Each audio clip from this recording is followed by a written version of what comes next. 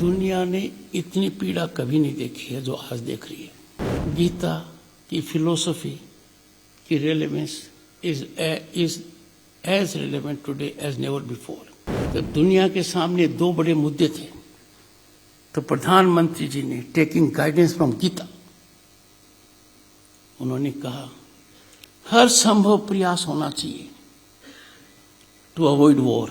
भारतवर्ष की प्रेजेंट जो गवर्नेंस है इसको मैं गीता गवर्नेंस कह सकता हूं। सेकेंड वर्ल्ड वॉर के बाद दुनिया ने इतनी पीड़ा कभी नहीं देखी है जो आज देख रही है।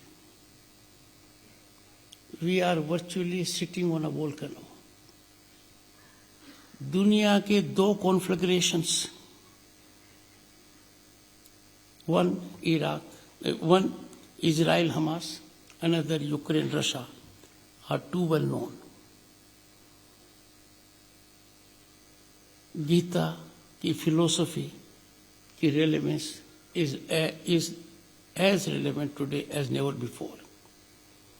और भारत के प्रधानमंत्री श्री नरेंद्र मोदी जी ने, जैसा कि माननीय मुख्यमंत्री जी ने कहा, दो हिस्टोरिक स्टेटमेंट्स दिए हैं। पहला स्टेटमेंट था उनका करीब 1.5 साल पहले, we are not living in an era of expansion. कोई देश अपनी सीमा एक्सपेंड करना चाहे तो that era is gone. But in saying so, India's Prime Minister took pride. This country, never in its history, has thought of expansion. We have suffered invasions. We have suffered incursions of all kinds. पर भारत में रहने वाला न तो किसी राजा ने, न भारत ने कभी भी एक्सपेंशन को अपनी पॉलिसी किया है। We have never believed in it.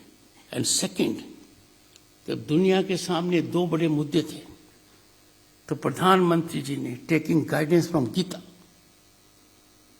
उन्होंने कहा हर संभव प्रयास होना चाहिए to avoid war through dialogue and diplomacy.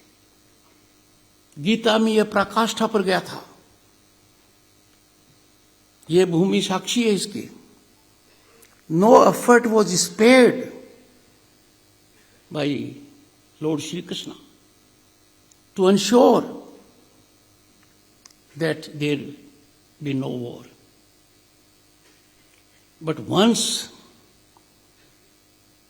this becomes inevitable, तो भी भगवान श्री कृष्ण ने ज्ञान दिया, और ज्ञान अर्जुन को दिया जो हमको आज सोचने की आवश्यकता है। और भारतवर्ष की प्रेजेंट जो गवर्नेंस है इसको मैं गीता गवर्नेंस कह सकता हूं।